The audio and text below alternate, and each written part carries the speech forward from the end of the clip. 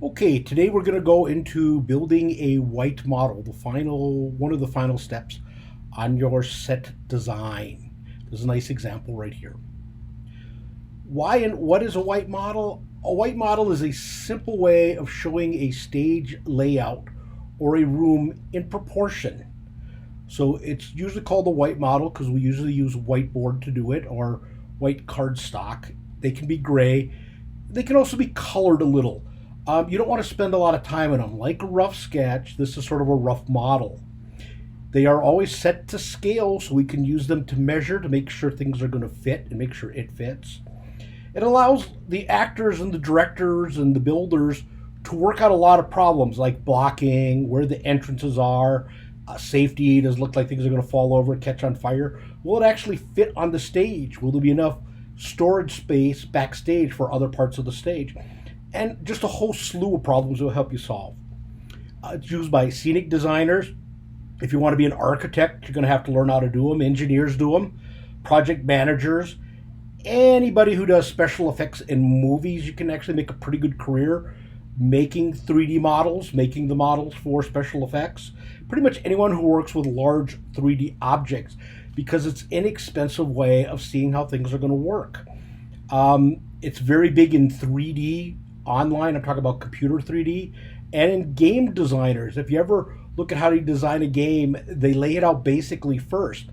And a lot of times, laying it out with the models really help the artist figure out how to lay out walls and floors and entrance and exits. A lot of hobbyists use it. A lot of people are very much into making miniature railroads. Gamers use it. People play D&D or do the little military gaming. Love to do scenery. A lot of people do them for doll houses. Lots of reasons. It gets fun if you get into it. So you're going to build a white model for Romeo and Juliet, the balcony scene. Remember the balcony scene. You've already come up with some inspiration and you've already come up with some rough drafts. So this will be the next step. This will count as your 9 weeks test. So I expect it to be good. You have plenty of times to do it. You are going to post pictures on various days so I can see your progress. And the due date will be posted on the website. Tools and supplies you'll need. The best is if you can get cardstock. That's the white thick typing paper. That's what people traditionally use it, but you're welcome to do anything. I have made tons and tons out of cereal boxes. Cereal boxes are like the perfect thickness. A lot of stuff you order comes in those really thin boxes. You can also use foam core. It's a little expensive. Same with mat board. I wouldn't go overboard. It's easier to cut up a cereal box and just show the gray side of it. So instead of a white model, it's kind of a grayish model. You need some sharp cutting device. Razors works really good if your mom won't trust you with a razor, scissors, or a sharp knife. Glue, I like rubber cement. It's quicker. White glue works fine, but you're going to want to put things in.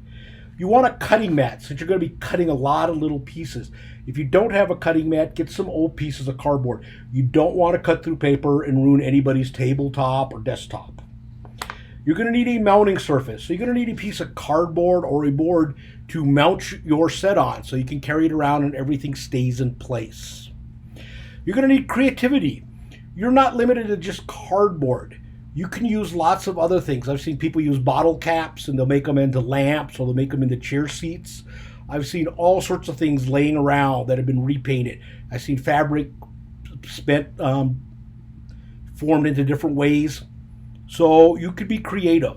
So do some research. This is a huge, huge field, surprisingly, for different reasons. You can find all sorts of stuff on the internet on how to make things miniature. So the final requirements, it must be professional looking. If it looks like it was made by somebody in middle school or elementary school, or if you just threw it together and said, here's my assignment, mister, I won't accept it. It needs to be to scale. So you need to use either ½ inch equals 1 inch or 1/4 inch equals 1 inch. These tend to be the standard size for white models.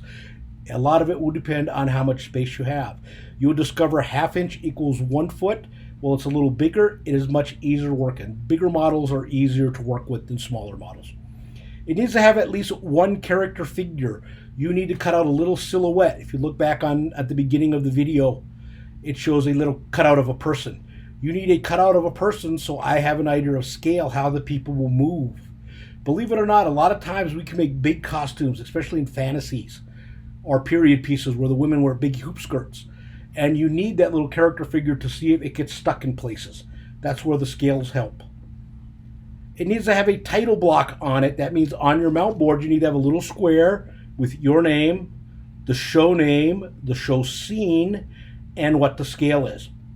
And it needs to be sturdy. You need to be able to pick it up and shake it and not have it fall apart.